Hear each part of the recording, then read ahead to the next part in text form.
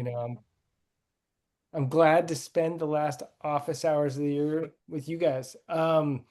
Today we're going to talk about uncertainty and just how to think about uncertainty, framework that's around it. I do think that as we look at this, we actually went through a CEO group recently where we talked about what they were thinking about for 2026 and biases that they brought to it and how we can think about what is related to those biases and how that impacts how we end up thinking about things generally.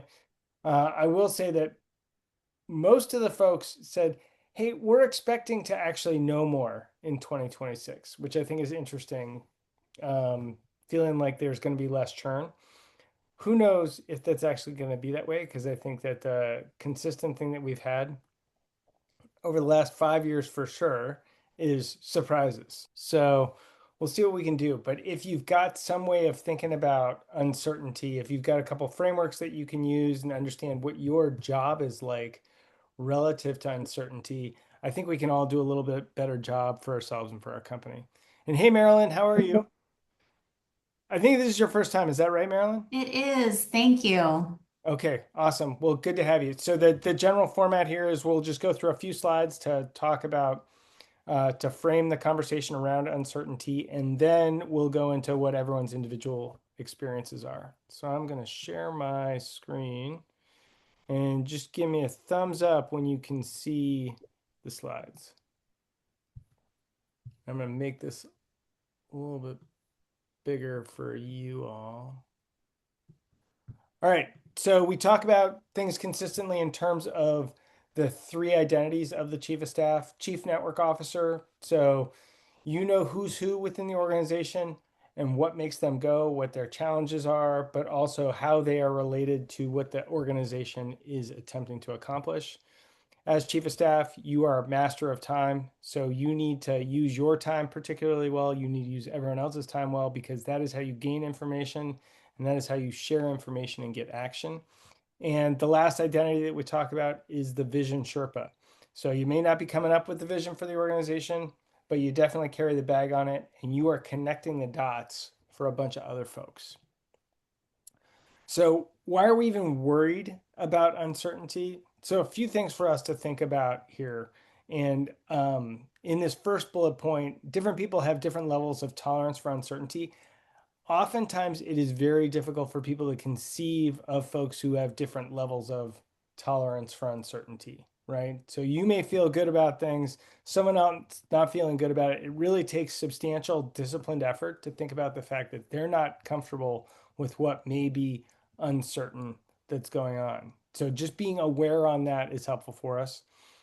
Uncertainty absolutely can be stressful when people are feeling that uncertainty. And in fact, sometimes it's to the point where they don't take action, right? They're like, well, we just want to figure out more before we do anything. If people are feeling stress, if stress is their reaction to uncertainty, we know that under stress, creativity diminishes. And oftentimes people think about problems as binary. They can only really conceive of a couple choices. So at the time where you may need the most options, when things are uncertain, people's brains are actually wired to think about minimizing the number of options that are out there. So it feels like there's a lot fewer options under uncertainty when there is a stress reaction. And so we've got to be able to think about how we combat that. And uncertainty in one area affects everything else, right? So, what is talked about often right now is it seems like there's a lot of uncertainty within the political situation that's out there. Okay, people should be able to segment their minds and not think about that at work or in their personal life, right? That's not true at all. If you're feeling uncertainty in one spot, it all goes into this one big uncertainty bucket for you. And so that can actually contribute to you feeling uncertainty elsewhere as well. One of the frameworks that I like to think about relative to uncertainty, I always get how this is pronounced wrong. I think it's called the Cynefin framework. It's a Scottish word. I think it's spelled Cynefin. But thinking about problems in terms of their simplicity all the way to complexity. So in the middle of this framework, you've got disorder. That means that you just don't know anything that's going on anywhere. And so any information that you gather is going to help you, right? It's just like, all right, there's explosions going off everywhere. Run some direction and you will learn more based on that. And then thinking about things in terms of chaotic problems. Okay, so that's like you've had disorder, you've actually moved this into chaos. You don't understand anything that's what's going on. So you really have to have some sort of action and then sensing what's going on. So any response that you have can't necessarily be geared on what you've done before. It will be a novel response. A complex problem is where cause and effect is not necessarily clear, and complicated is the next thing on here. I'm gonna juxtapose complicated versus complex. So complex, there's a lot of different factors that are being involved around it. Complicated, there may be a number of factors, but you can actually put it together in some sort of logic around it. If you think about putting together a car engine, it's going to be really hard to do. There's a bunch of steps that are going to go there, but that's a complicated problem in terms of you could actually put together the steps. It's going to take you a while to do. You got to make sure you do things in the right order, but you'll get through it. Complex, it's not always clear exactly what steps you can take. And so with a complex problem, we started talking about this with the chaotic side. There's going to be novel solutions that you come up with. As you are working through a problem, the solution will emerge with a complex one. So you're going to have to continue actually probing, sensing, thinking about how you're going to respond on it. With a complicated one, you likely have a bunch of different things within your history that you can cobble together to create some sort of solution for what you're doing. And then the last sort of problem, a simple problem. This is where, like, hey, we've seen this before. I know exactly what to do. So we're just going to break out the playbook and this is how we do things. And if you think about the value that you can add with this type of framework is, hey, what type of situation are you in? What type of response can you get to? And as you deal with these problems, hopefully you're able to move it. If you're in disorder, you're like, okay, let's move this to chaotic, move it to complicated, move it to complex, to complicated, to simple. Is it possible for you to move into a different area based on what you're learning at the time? Okay, so when we think about the chief of staff jobs specifically in uncertainty, so I'd say first and foremost, you're trying to figure out what's going on. So, what is the thing that is actually uncertain that you, your principal, or someone else are worried about? Who it impacts directly and indirectly is what you want to think about, and what actions you can take based on it. Sometimes it's just like, all right, we just got to mitigate the problem here. That's okay, but thinking about what are the possible actions that are there. When we talked about uncertainty in one area of your life can impact elsewhere, find those places where you got some stability and cultivate it. So thinking about like, all right, is the company vision something that feels pretty stable? You can always draw people back towards that if you've got a challenge. Have you guys found your way through uncertainty before and in fact found opportunity within it? Because we know that change is where opportunity happens. And then also, when we're thinking about your personal tolerance for uncertainty, what routines can you have in place that at least you've got this one thing in your life that you're like, hey, all right, I can count on that. For some people, it's your early morning workout regimen, or hey, it's I always do this activity with my partner where we go out once a month on a Friday, making sure that you understand what those routines are so that you've got anchor points for uncertainty. If you can reduce uncertainty somewhere else, that'll help you be more resilient against uncertainty overall. When you're dealing with these moments of uncertainty, as you're trying to figure out your way through it, use those opportunities to reestablish what your understanding is of the market that your organization is serving and how your company is actually serving that market. So anytime uncertainty pops up, by its nature, there's going to be something unexpected in it. Think about that as a learning opportunity and how you can contextualize that in terms of your firm's overall actions. And then as you're thinking about this happening, hey, reflect on it and continue to build your uncertainty toolkit. So it's saying like, all right, I dealt with uncertainty in this way, seemed to work well when I was dealing with the salespeople in terms of helping to drive them in this direction based on uncertainty. Understand that you are going to find yourself in uncertainty again. The better toolkit that you've got, the more that you can go back to these things, the better off you're going to be. All right, and then thinking about the questions that we're going to talk about today, we'll start off with how you guys are feeling about uncertainty in the new year. This is always a great time to reflect on, all right, this is the year that was. What do we think next year is going to be like? Where do we think that uncertainty is going to be? If you were to project into the minds of your teammates, where do you think they feel there is going to be uncertainty? And then what are some of the sources of stability that we can pull on for ourselves and for our firms? All right, so that's it for our slides. Um, Thinking about uncertainty in 2026, uh, Quentin, let's go to you first. Where are you feeling like there's uncertainty? Um, I think I'm realize I'm doing what you've already said, which is to rely on previous successes, right? So I think back to the start of this year, where a lot of our orgs entered um, the year with a certain business plan, and then things were upended. New Okay. information was trickled down, et cetera. I think in 2026, successful organizations have adapted their business plans um, for what is known now. So, and I think that means you build in a level of agility, but also you create new assumptions based off of what is true currently, not what you hope to be true based off of 2025 or 2024 or even 2026, but creating a plan based off of what is known versus what is unknown. Can you tell us like what's just one of those assumptions that you're building in now? So in my org, we support primarily women in tech, so getting them skilled, hired, funded, and promoted.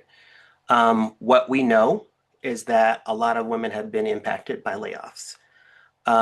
So what we're planning to do is we're providing opportunities for them to be better sourced by corporations. So we have a new job board that allows corporations who are interested to better able to like source these folks who are into like who have been without a job and who are talented and can do the work. That also means that in this period of uncertainty, our talent pool is also uncertain. So we're trying to provide them tools that help them calibrate their own toolkits. So we have an executive transition program. Okay. So where we're actually trying to train middle managers, if you will, on like what it takes to be successful as they look to transition into the C-suite or beyond. So I think what is known, again, what is known is that there is uncertainty. So what can we do to provide some level of groundedness and Okay. certainty in this uncertain world? Okay, great. And I mean, when you're thinking about your clients or, your members being able to be that source of stability for them if they're losing their job, if they've got to be retrained, that's helpful. And then thinking about the corporations that you serve as well is like, hey, we can be a stable source. We can be a filter for you on high quality employees as well. Yeah. And I think also you're saying like, hey, whatever we anticipated, there's likely something's going to be upended here. Yeah. Something has to be unchanged so that your customers know that they can rely on you for something. And you can't be at the whim of, changing policy. You have to be nimble enough, but you have to have some level of stability that something will remain constant throughout the next 12 months.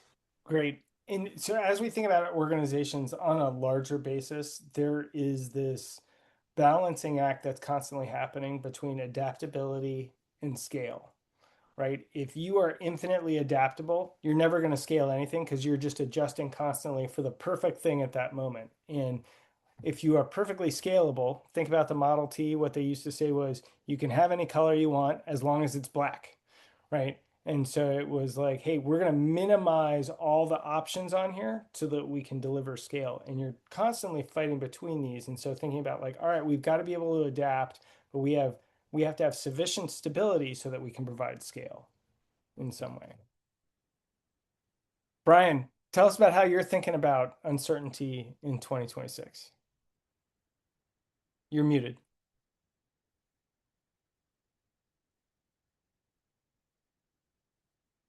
Sorry, I was gonna try to share my screen because I literally am just working on something. I'll give you a peek behind the curtain. Oh, sharing disabled. I can't share it. Um, you know, the chaos of a big global org is overwhelming, right? I was in a meeting this week where I presented back this management operating system framework, which will really define our business rhythms, starting in go forward January. And my principal said, we need to simplify this.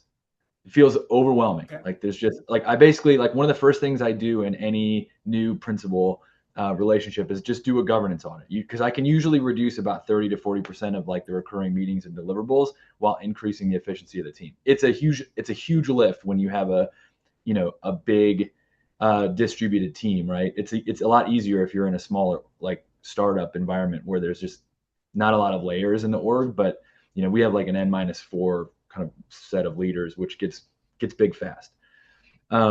And the number of meetings and deliverables are also, when you think about it, just overhead, right? It's not the actual work we're doing. So the more structure and process you have, the less work the team can do, right? And when everything's important, nothing's important. And so what I was tasked to do is stand up this governance structure from scratch with almost no program managers. And so I had to basically go in and say, why are we going to do this? Because there's a whole legacy of these like initiatives that have started and stopped, right? And really what I sold them on was endurance doesn't equal resilience, right? Most organizations mistakenly equate, pushing through with strength, and that typically looks like, surviving pressure with heroic effort.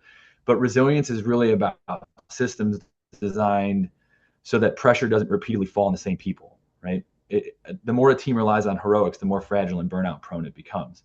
So resilience emerges when the leaders redesign the work environment, not when people just work harder. And so I built a system that did that, a framework that did that, and then related it back to like our 3-year transformation plans, pillars, which are really all about putting the resilience in. And this is just a way of us tracking and managing that progress. And then it was kind of like an unlock for people, which is like, oh, okay, this is actually going to make things, it might make things a little bit more painful, but it'll make it a lot better, right? Because we'll move away from constant firefighting, repetitive escalations, heroics compensating for unclear processes, like all that kind of stuff, right?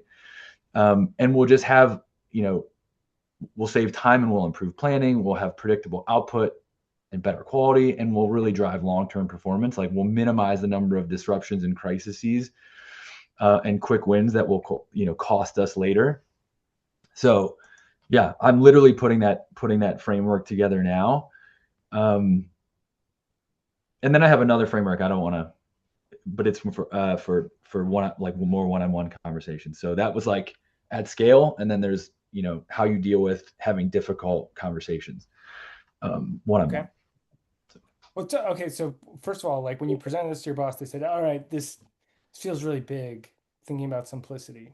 When we think about and the thing that I like to think about is when you're waiting for something, an unknown wait always feels longer than a known wait, right? Because you got this uncertainty, you're kind of wondering about things. In the same way, an unknown pain or an unknown amount of pain feels like a lot bigger deal than a known amount of pain, right? And so when we're saying like they wanted to simplify in some way, it was too big for folks to be able to get their head around. And they're like, oh, that seems like it's going to be too hard. I can't deal with it. Like when you see 1,000 emails in your inbox, you're going to be a lot more inclined to say, okay, I'll just come back to that later, right? Yeah. It's too big a deal. How can we put this in such a way that we can actually frame and scope this for folks so they can You actually can't time box.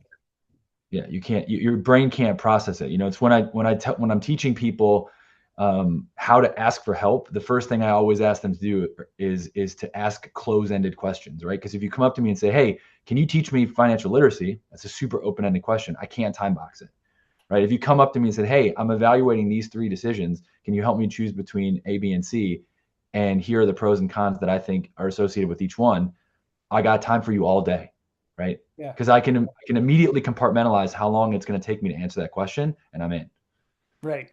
Okay, great. So we're giving people like, hey, this is the best way that you can actually interact here. And Yeah. now I know I can balance this against my other priorities that I've got as well. Yeah. Marilyn, where are the sources of uncertainty that you're seeing in 26?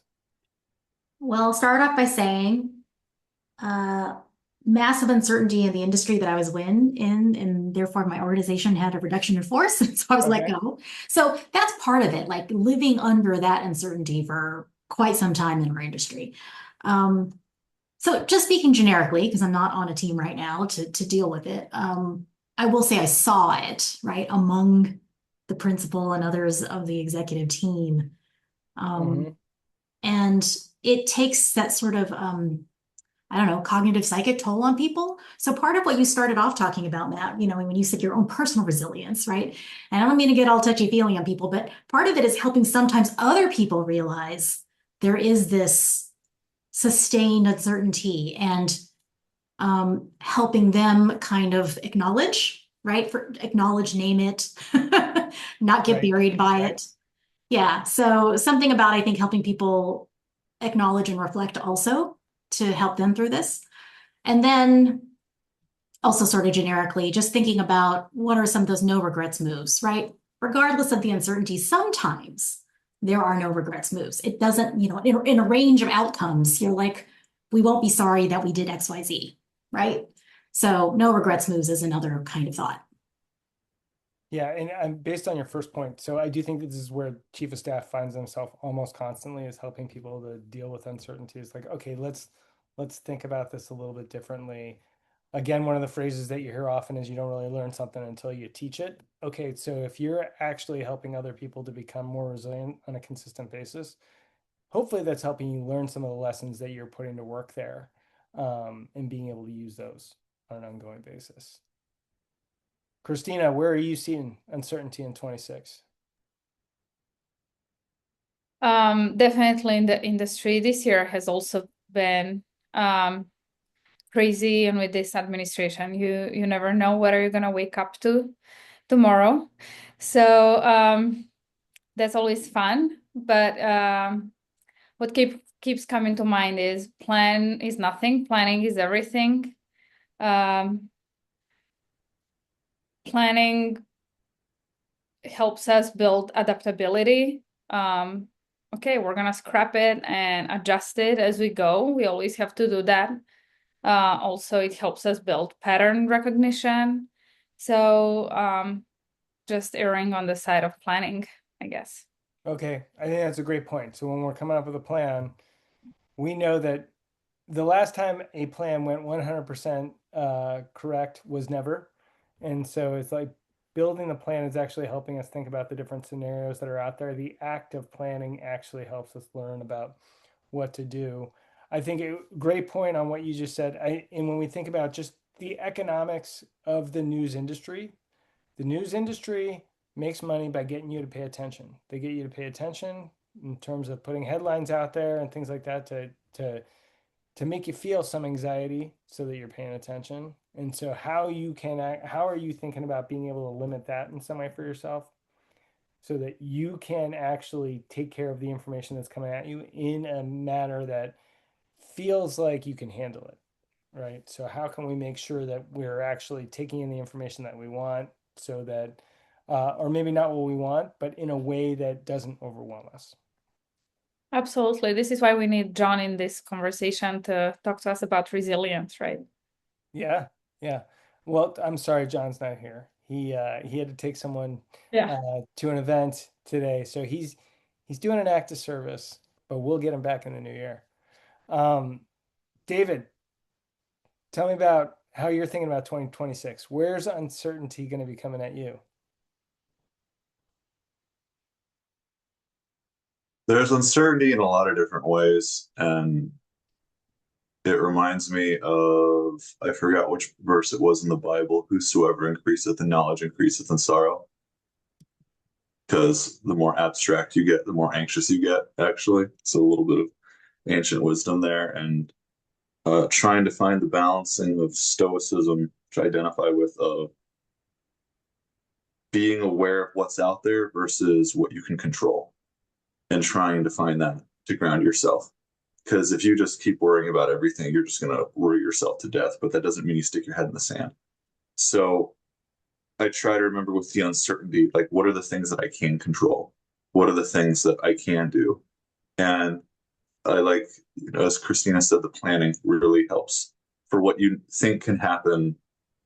You have to at least assess risk. I mean, I've run into too many people where they're just like, oh, we don't even want to think about this. It's just like, I'm sorry that you can't control your anxiety to the point that you don't want the entire meeting to talk about what happens because the CEO likes to fly single two-seater airplanes in heavy winds. What happens if he dies in a plane crash? Like, I'm sorry that that's your personal thing. I'm mentally saying that. I'm way more diplomatic, of course, but it's what's the uncertainty.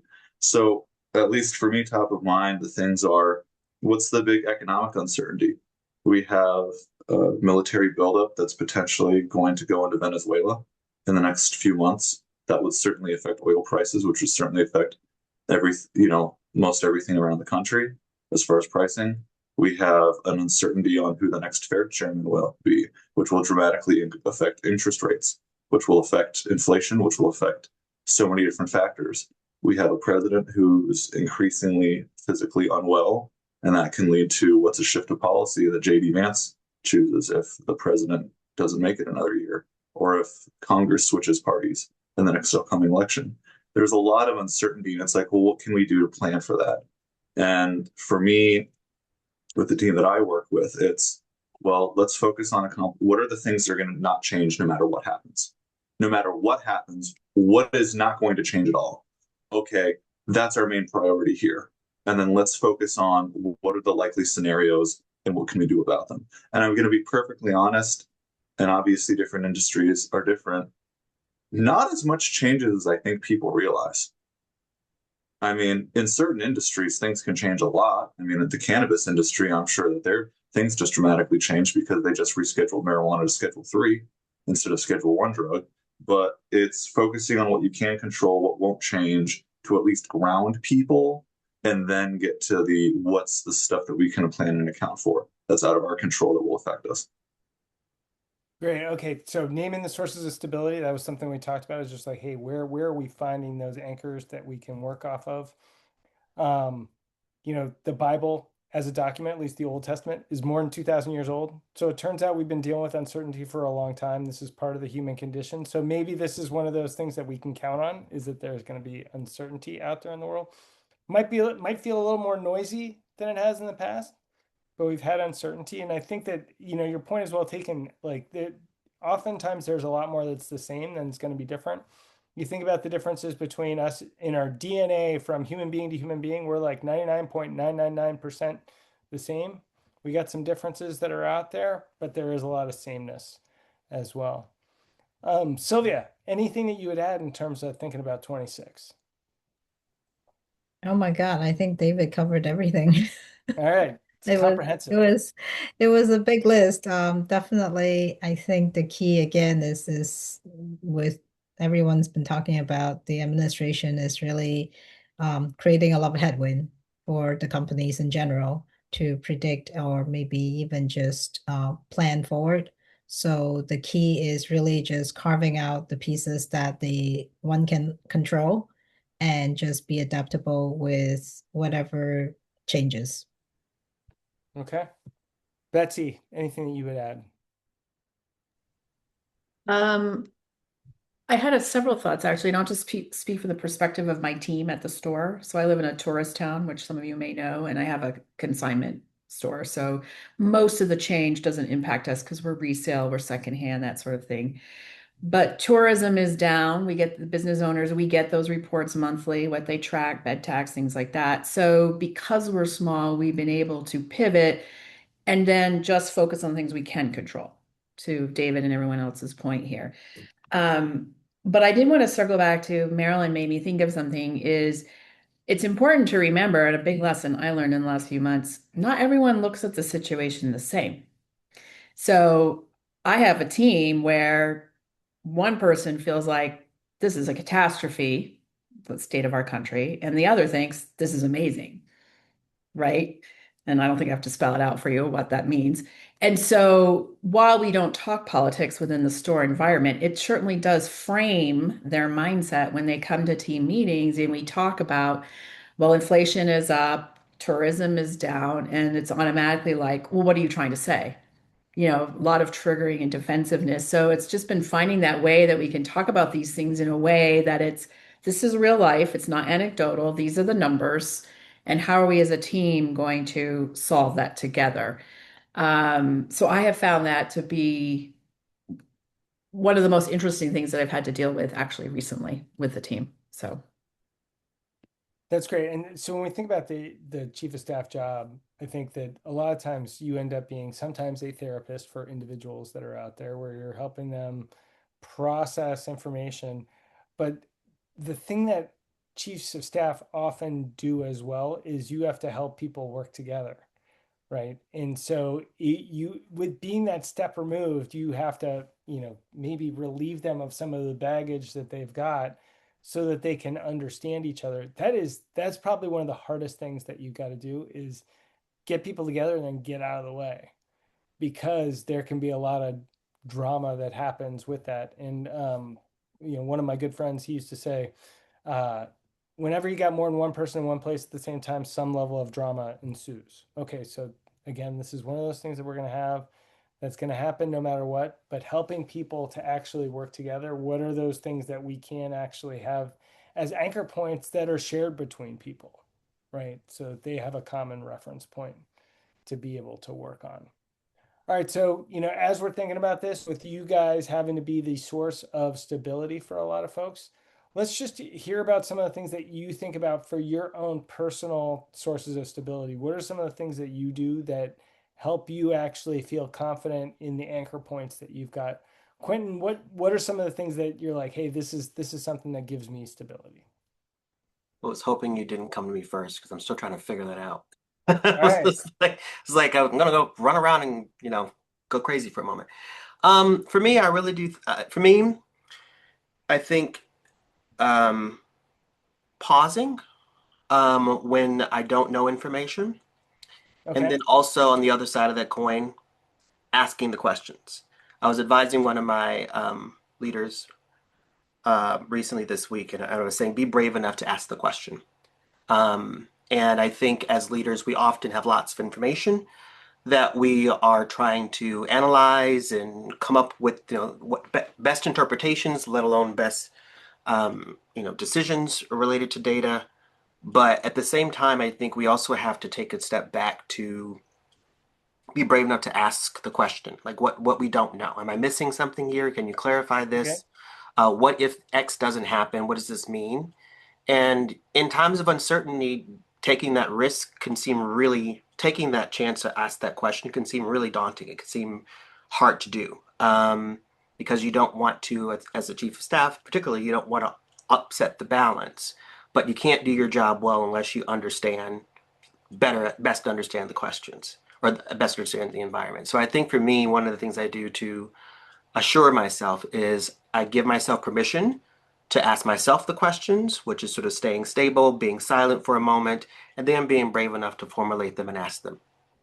All right. So one of the things that you've got there is the stability of your culture to be able to say like, hey, we're a place where you can ask a question.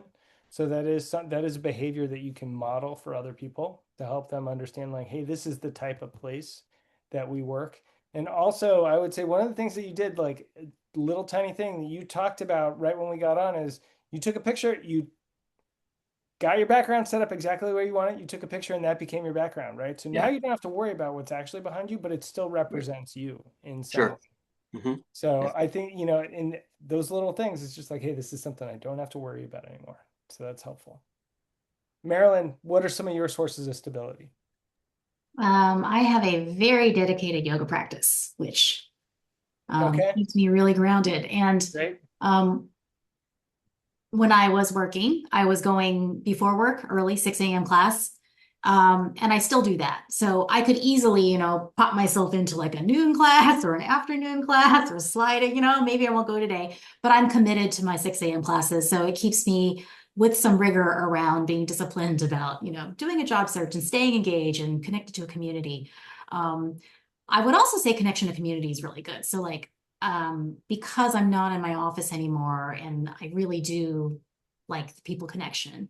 Um, you know, it's part of the reason I joined today, although a little bit, late. My late request to Betsy, thank you very much. But part of the reason I wanted to come today is like, let me connect with some other chiefs of staff, right? Like, make sure Right? that this doesn't go fallow Yeah, on me. So engaging with things that get the brain going and thinking, Yeah. great. Well, and I love the idea of you bringing up structure for, hey, I was at a job, I had all these things that I was doing, and then all of a sudden that structure can entirely go away. Many people can be lost within that. The degree to which you can create some structure around it can make sure that you get things done. I know when I was playing sports in high school and college, the off season was the most dangerous time for me in terms of my grades because all of a sudden I had all this time that I could do many different things with, and I wasn't forced to prioritize quite as much.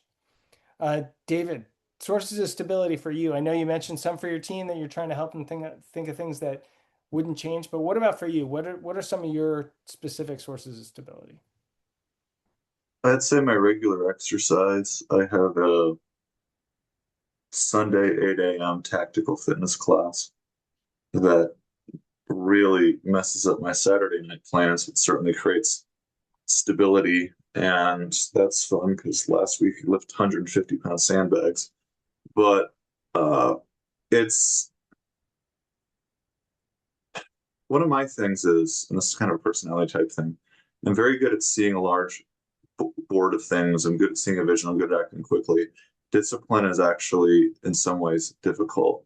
And I've mentioned before having ADHD with some stuff is that Yeah. persistence is actually more important than discipline with ADHD, which is a different framework.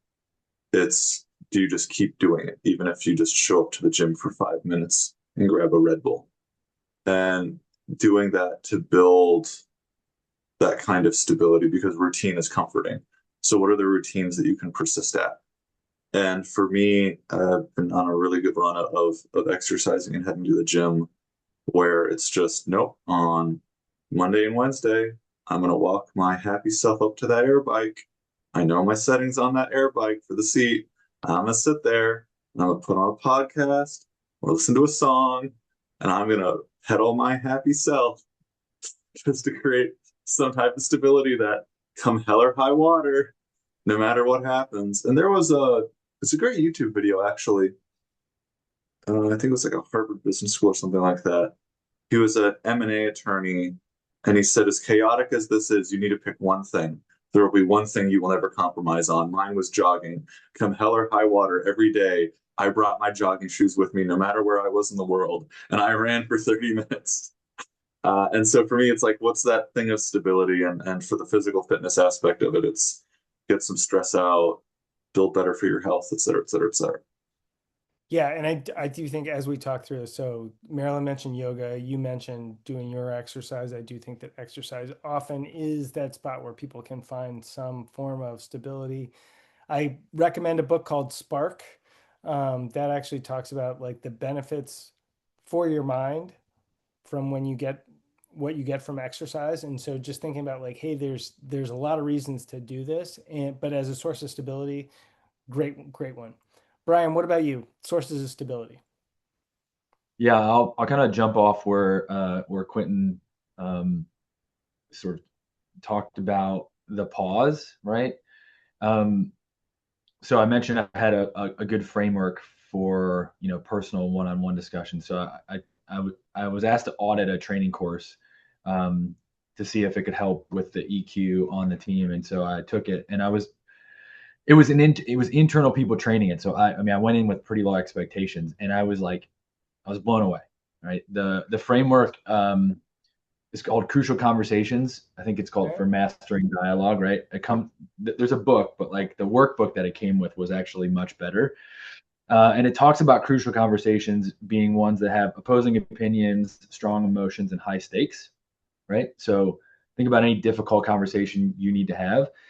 And it frames it in a way that, businesses are less efficient because people either avoid or suck at having crucial conversations. And so, first of all, it sort of shows you what that is, and then it breaks down all the parts of the process, right? And so I've now gone and like been facilitating or co-facilitating some of these sessions, or being asked to sit in as like an exec sponsor for some of these sessions, or different quarterly forums. And it's been really interesting to reflect, because I said, hey, sometimes these frameworks can be overwhelming because there's a lot to them, and you try to do it during the session. And really, like, I think this framework is super helpful before to plan for a conversation, and then after to analyze a conversation. It's actually quite difficult to master it and be able to do it, adjust on the fly. And so the most impactful thing, there's a ton of modules in there that are really helpful, but the most impactful thing, and I think we've talked about this before, I think, obviously our professors, resident professor scholar gave us the actual, like, whatever it was called, the false attribution, whatever, but forget the actual what it's called. But it's building on that construct that we tell ourselves stories, right? And so there's this kind of reframing statement, which is the story I'm telling myself is, right? And so my favorite quote is that success starts with assuming goodwill, right? And I treat people like I want to be treated, regardless of whether they give me the same grace, especially at work, because I hope eventually I'm going to win them over. And if they've thrown me under the bus more than once, I just excise them like a cancer, right? And then I try to avoid them. But when I want to have these crucial conversations, oftentimes I walk in with like a defensive mindset, because I'm telling myself a story about what the other person is thinking, right? And so it really forces you, that framework, it really forces you to stick to objective facts. And a good example of that was recently I had a bunch of really, what I perceive to be, crappy emails that I got right before I went on vacation from my principal. And when I came back, I was like, hey, I was about to unplug for a couple of days and take some time off. And like, when I read these, like, I didn't feel great. They didn't, like, the tone didn't come across great. Mm-hmm. And she's like, I'm really sorry. Like, that wasn't my intent. Like, I certainly wasn't sitting there going, I'm going to make Brian's vacation miserable, and he's going to look at this and he's going to see it. She's like, I was just trying to get out of my head. Right. Like these things that happen. And some of them were difficult things, like around, difficult conversations we needed to have about things that I did that didn't land the way I thought they would. And we needed to course correct. And she didn't want to she didn't want to forget about those things. Right. And she wanted me to think about them when I came back. Right. But just like me stopping and saying that, like, helped me give her the grace to have the conversation. And I didn't necessarily bring it up at the time. And a lot of times, I'll try to separate that, because it talks about in the book, like, if you're going to have a crucial conversation, there's like these 3 different tiers of, like, have you named it, the behavior? Have you, there's like these 3 steps. I'll look it up real quick because I don't remember it exactly off the top of my head, but it's like, if you haven't had the first discussion, you can't have the second or third discussion, right? In terms of, like, I haven't given this person a chance to respond to that behavior. Like, hey, when you do this, it makes me feel this way. Even if you've established the pattern of that happening, if you haven't addressed the behavior or the pattern, I forget what the third one is. It's like, you can't hold that against them, right? You have to, at some point, introduce that into the crucial conversation. So it's just a really useful framework with a lot of, like, really helpful tools that are broken down into modules, and you can take all of them or none of them or one at a time.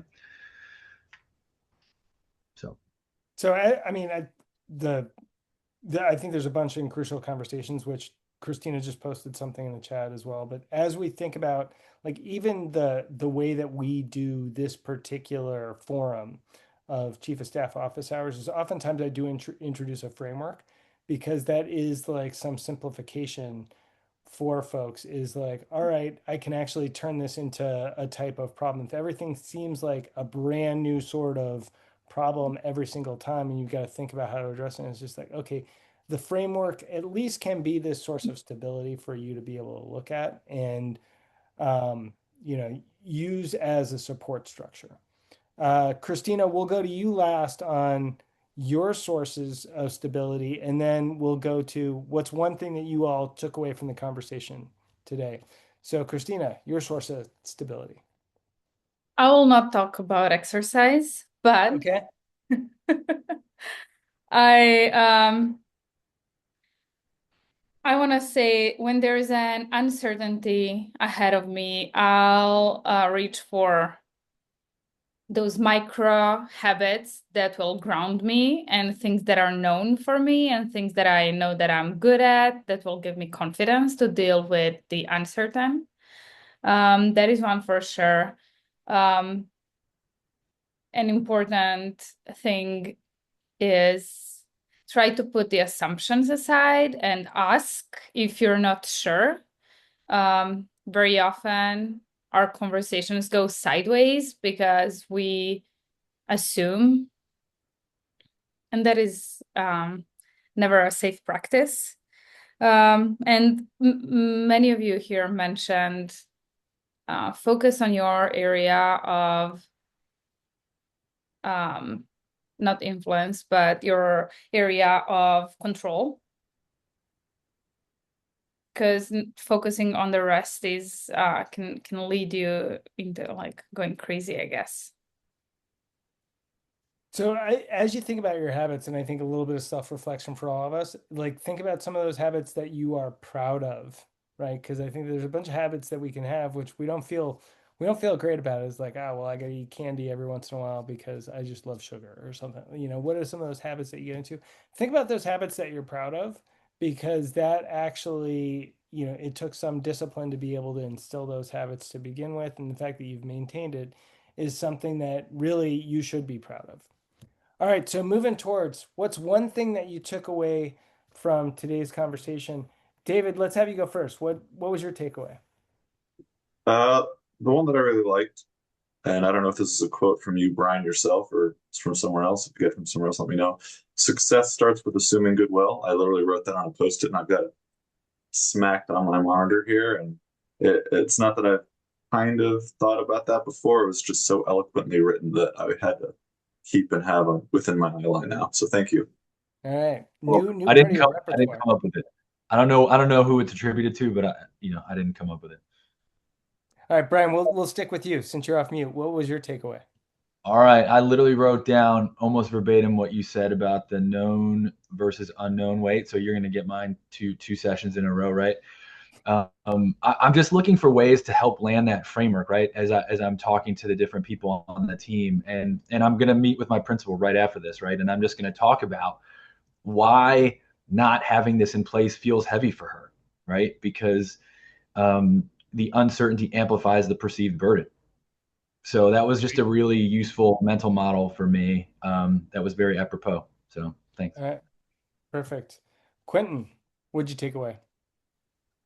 Two things. One, I think David said it, that essentially a lot more has remained the same than has changed. And so I think we have a tendency as humans to sort of, when things are off center, we're like, why is it off center? So we go to the off center thing versus the centered thing. And then the other quote I loved, I think came from you, Brian. Endurance is not the same thing as resilience. And I think that is a helpful framework that I will bring back to my team as we, continue to lead internally amidst change. Awesome. Betsy, what about you? I had the same as Quentin with endurance is not resilience. And also, I'm definitely going to check out crucial conversations because I feel like I've had to have a lot of those lately. Good deal. Marilyn, Get the your first learning time. guide, by the way. The learning guide is, I think the book is really in depth. The learning guide is really tactical. So I will echo. I really like the phrase that endurance does not equal resilience. That's a good one. And just want to express appreciation to everyone for welcoming me to this first meeting. I have great gratitude for this group. Thanks. Good deal. Sylvia, let's have you go next. I'm definitely going to check out the book Crucial. And also, I think overall, again, just remaining disciplined even during the chaos. I think that would actually help allow us to stay in control. And discipline such as even things like how Marilyn said, like continuing her 6 a.m. yoga class, just something that you can count on. And obviously, as we all know, the exercise does help with the releasing the dopamine, serotonin, and all the good stuff. So Christina, take us home. What'd you take away? Quinton's pause is so important in the time of uncertainty. Thank you, Quinton. All right. Yeah. And if you are really thinking about that as a discipline that you're like, okay, I know I have the tendency to want to respond right now. I'm going to pause. This is something that I am going to hold myself to. That's great. Okay, so awesome conversation today. We know uncertainty will continue, but we got a couple extra tools in our toolkit to help us out. Thanks a ton for a great 2025. Really enjoyed opportunities to speak with all of you this year. And for us, for AFN, and which is now part of Sixth Wing, I am feeling very good about 2026. It's something that I am excited for and excited to see you all again next year. So have a great weekend, have a good holiday, and see you in 2026. Thank you. happy holidays Happy and holidays. see you all next year.